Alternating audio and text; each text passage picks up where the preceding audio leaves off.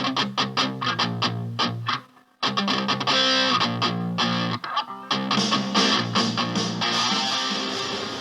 gente, sejam bem-vindos aqui a mais um vídeo no canal Super Acadêmico, certo? Hoje a gente vai dar uma pausazinha nas playlists para falar de uma coisa um pouco mais independente, apesar de que vai estar numa playlist relacionada com literatura e sociologia, né? É porque eu terminei, acabei de terminar a leitura desse livro aqui, O Elogio da Literatura. Ele foi, na verdade, é uma conversa do Zygmunt Bauman com o Ricardo Mazzeo. Ricardo Mazzeo é um crítico literário e o Zygmunt Bauman é um sociólogo. E aí é muito legal, né? Foi um presente que eu ganhei não sei se foi aniversário, Dia dos Pais, ano passado. E ele tem assim, a cada capítulo, né, tem o Mazzeo fazendo tipo uma problematização da relação da literatura com a sociologia, né, com problemas sociais, com questões sociológicas. E aí o Bauman meio que responde falando de como tal problemática aparece na literatura, trazendo questões sociológicas. Então é meio que não chega a ser um debate, né, mas é muito uma complementaridade de visões. E assim, é bem interessante que na capa, né, tá aqui uma imagem relacionada com o Dom Quixote, que o Dom Quixote de La Mancha, né, do Miguel de Cervantes, como se fosse assim, uma espécie de obra inicial da modernidade, pelo menos dentro da literatura, né, em que mostra assim, meio que até a cadência e o ridículo que era o modelo de sociedade medieval, né? Aquele negócio do cavaleiro honrado e tal, vivendo numa ilusão romântica, que é mais ou menos o que o Don Quixote tem, né? Essa ilusão romântica do heroísmo, tendo que lidar, né, com a realidade, né, de uma sociedade que despreza, de certo modo, o heroísmo, que despreza os valores morais, em prol, principalmente, né, no caso da evolução do sistema burguês capitalista, em prol do trabalho e do lucro, né, em prol de conquistas materiais e muito mais, pouco honrosas, né, pouco galantes, do que o cavaleiro com aquela coisa de salvar a princesa, né, de resgatar, de salvar a moral, tá? Bom, tanto assim, as pessoas não veem isso, mas o ideal do cavaleiro medieval é como se fosse um herói casto, né? Ele vai para defender os valores cristãos, né? E não para ir detonando tudo. É um soldado, mas é um soldado que tem esses valores religiosos e tal. E aí, bom, o Dom Quixote representaria muito isso, né? Daí a expressão quixotesco significar pejorativamente aquela pessoa que persegue alguma coisa impossível, né? Mas vamos lá, né? Todos nós somos um pouco Don Quixotes. O Bauman é muito famoso por uma expressão advinda de uma obra dele chamada realidade líquida, certo? Ele vai relacionar a realidade que nós vivemos hoje com meio que assim, a questão de não se prender em nada. Então, tudo é muito líquido. E aí eu acho muito interessante, aí a minha compreensão é mais em cima disso. Ele vai falar muito sobre como o consumo, né, o modelo de economia consumista que nós temos é uma expressão maior dessa realidade líquida, né, dessa sociedade líquida, porque a gente não se prende a nada e está sempre consumindo coisas novas e isso aí não acaba nunca, e aí vai vivendo uma vida vazia, baseada no consumo. Isso aí é só para contextualizar de onde é que vem esse cara, né? O Zygmunt Bauman. E assim, quando se trata de literatura e sociedade, né, nós já falamos disso, acho que foi na primeira aula de literatura que eu dei.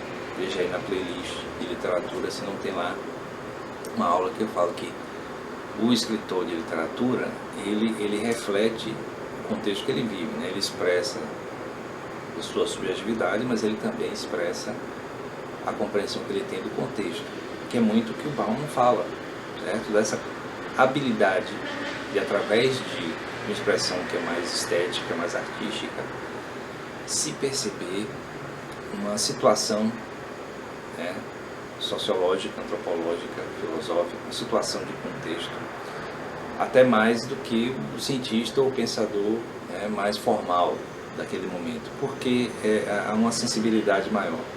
Eu queria dar como exemplo, né, se vocês permitem, uma autoindulgência, uma espécie de análise aqui de algumas obras minhas relacionadas com isso, né? Então eu já falei de algumas para vocês em outras aulas, aí eu não sei se todos viram, mas dê uma olhada nas aulas sobre literatura. Aqui, ó. Nós estamos em 2021, plena pandemia do coronavírus, né? O mundo ainda está meio dividido, polarizado com relação a questões políticas e econômicas. Você tem questões ecológicas muito sérias que ameaçam a nossa existência no planeta, né, no médio e longo prazo. E no curto prazo você tem um perigo constante de um combate, não tanto entre nações, né, um perigo de guerra de larga escala entre nações hoje é menor, mas um perigo de batalha, né, de conflito civil, realmente, por causa dessa polarização e por causa da própria pandemia, né, que meio que transformou a sociedade contemporânea num grande caos, certo? Mas, de qualquer jeito, há necessidade, né, de se entender isso aí. Isso é 2021. Em 1995, isso tem o quê? 30 anos, né? 30 anos atrás, 95 é 30 anos atrás. Quase 30 anos atrás. Eu publiquei esse livro aqui, Abrindo Portas. É um livro de contos que traz uma série de visões que eu tinha na época a respeito de uma série de coisas, especialmente de mim mesmo, né? Claro, como eu falei, a expressão da subjetividade do escritor, mas que mostra um pouco um certo pessimismo em relação aos caminhos da sociedade, e fala da ganância, fala do fim do mundo, fala do consumo, e fala da falta de sentido, né? Uma coisa bem nihilista, né? Apocalíptica. E assim, o sentimento que eu tinha na época sobre essas coisas, que se apresenta também nesse livro aqui, Obras Completas, né? Que eu já falei para vocês, que trata de obras minhas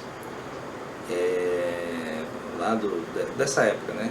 Entre 1994 até 1997, por aí, né? Então são 4, 5 anos, entre meus 19 e 24 anos mais ou menos, em que havia uma sensação pessimista, uma sensação nihilista, uma sensação de destruição, certo? E que talvez fosse típico de alguém da minha idade na época, né? Já que não havia muita perspectiva. Assim, hoje inclusive tem menos perspectiva para os jovens do que vinha na minha época, mas de qualquer jeito, por falta de perspectiva. Mas é interessante que ao se tornar uma expressão minha de subjetividade, se transformou muito nessa coisa do horror, né? Da destruição, da morte, né? Da autodestruição. Então todos esses elementos, ao ganharem expressão na literatura, elas estariam também fazendo uma espécie de hermenêutica, né? De interpretação da sociedade. Então, assim, o modelo de sociedade que vem sendo construído ao longo do século XX, né? Especialmente do início, né?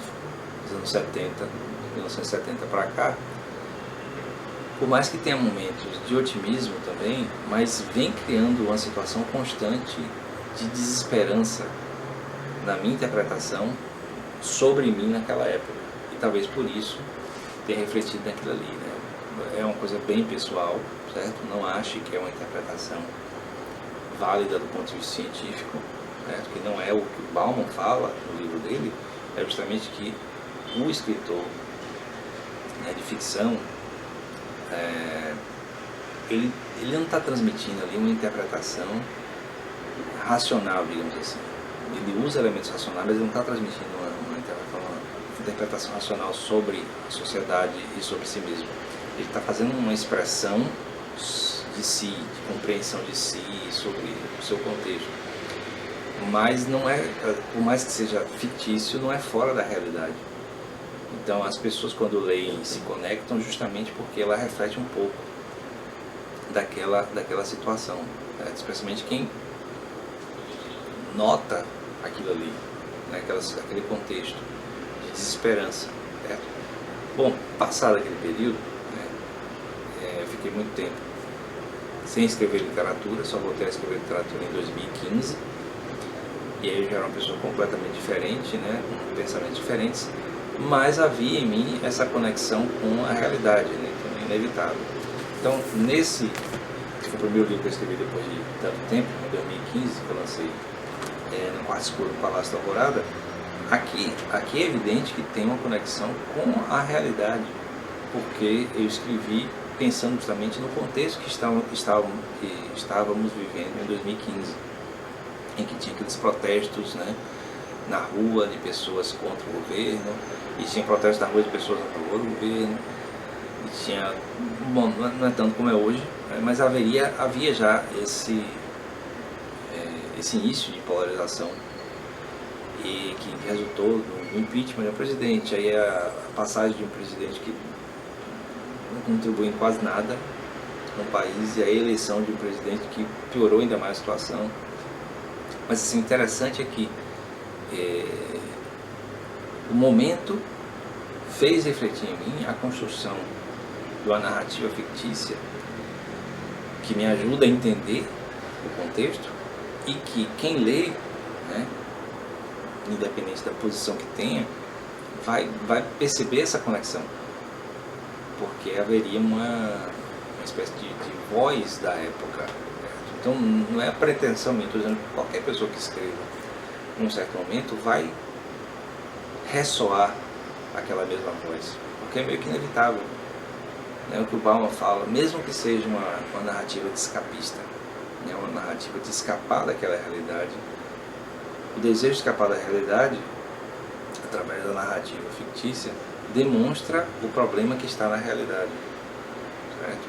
Então, aqui nesse livro aqui eu falo, por exemplo, de como é importante hoje a questão de as pessoas querendo ser celebridade por uma razão de consumo, né? Se tornar um produto de consumo de conteúdo, né? Como sendo uma celebridade, e essa necessidade da celebritização para a conquista de fins, né? Então, por exemplo, o jeito como os reality shows, né, são construídos é para que a pessoa comum se sinta parte de um sistema maior de consumo, em que ele também é um astro, né? Esse esquema aqui de uma rede social que permite que uma pessoa comum coloque no ar suas ideias também, isso aí também faz parte um pouco disso aí, desse esquema. E aí é interessante que o livro reflete um pouco isso, e também, de certo modo, dá um direcionamento de longo prazo sobre a época, certo? Então, quem pegava esse livro para ler na época, 2015, e olhar, será que as coisas estão assim mesmo? Quem pega hoje para ler, olha assim, foi isso que aconteceu. E assim, o livro ele acontece, digamos assim, um pouco depois do momento que ele foi lançado. Então, não tinha acontecido impeachment ainda, mas no entanto prevê o impeachment. Não tinha acontecido ainda a ascensão ao poder de quem está no poder hoje, da maneira que foi. Mas o livro, de certo modo, prevê também, porque é do contexto, né? Então, uma pessoa com sensibilidade razoável e né, a capacidade narrativa consegue construir, certo? É verdade que a visão é minha, certo? É particular minha, mas não tem como fugir dessa realidade vivente. Outro livro também é esse aqui, Papai das Trevas. Esse livro aqui foi uma experiência que eu fiz, de escrever um livro falando. Eu fui falando e o aplicativo foi transformando em texto. E aí depois eu só fiz revisar o texto, né? Mas é interessante que ele é uma narrativa também bem pessoal, como sempre, mas é curioso que ele trata da questão da polarização, mas de uma maneira totalmente diferente, né? Então a polarização que temos hoje, ela é colocada de maneira quase lúdica, né? Como se fosse uma ironia da polarização existente, e mostrando que no final, numa visão externa, né, se for de fora, vai ver que é uma grande idiotice, uma grande besteira a ver a polarização. Mas assim, o que eu estou falando é que a literatura, né, como Bauman fala, ela possibilita que se pense sobre essas questões de uma maneira mais livre, certo? Então, eu estou falando sobre polarização, mas quem lê está vendo sobre uma história de uma família, um cotidiano de uma família, a situação específica de uma família, de férias e tal. Mas, no entanto, está sendo tratado ali da polarização. Muito parecido com outros escritores, né? Como o Diário da Cegueira, José Saramago. Né? Não estou me comparando com ele, mas estou dizendo que o José Saramago fala no Diário da Cegueira sobre uma epidemia de cegueira, mas na verdade ele está falando de outra coisa, ele está falando do fato das pessoas não estarem enxergando para onde o mundo está indo. Então, na época que ele escreveu, e poucas pessoas notam isso, porque ele é muito sutil, mas a grande cegueira era não enxergar o caminho que o mundo estava seguindo, que está seguindo ainda, a respeito da economia, né, do modelo de relacionamento das pessoas e tal. Então, é bom sempre notar que a literatura, independente, né, da qualidade, né, se é literatura top, como José Saramago, Gabriel Garcia Marques, ou a literatura mais pop, como Stephen King, elas sempre refletem algo sobre a sociedade, que é o que o Bauman fala no livro dele, certo? Alguns são mais assim, evidentes, de excelência, outros já são mais sutis, mas há sempre refletem, não tem como escapar completamente, né, do que existe no contexto da sociedade. E finalmente, no livro Ginocracia, que é o livro mais recente que eu lancei, certo? Esse Abrindo Portas, inclusive, ele tinha esgotado, mas ele está disponível já no Clube de Autores, né? Apesar de ser antigo, ser o primeiro. Então, o Ginocracia, né, parte 1, que vão ter mais duas ainda, mas aqui demonstra muito o meu desejo, diante da situação que a gente vive hoje, de uma sociedade mais feliz, digamos assim, mais harmoniosa, mais equilibrada. E assim, o caminho que eu encontrei pela narrativa fictícia, né, é colocar as mulheres no poder, em uma sociedade que não funciona a economia por dinheiro, né, que a tecnologia ela é feita para liberar as pessoas para se realizarem, e um modelo em que assim, as profissões, né, são respeitadas, em que as aptidões são respeitadas e que há uma longevidade muito grande. Então, esse desejo de uma nova utopia demonstra bem o quanto a realidade atual é carente de uma visão mais utópica, né, sobre a vida, sobre o futuro, né? Então, na literatura e no cinema você tem muito mais visões distópicas sobre a realidade futura. E assim, eu senti a necessidade, como sujeito, de uma superação dessas distopias, né? De certo modo, pensando agora sobre como a história é contada, para ver a utopia no final, né? No começo da história, mas no final da história de longo prazo, de certo modo há uma distopia, porque eu menciono a questão de muitas guerras que destruíram a maior parte da população. Então, há um momento distópico antes da utopia.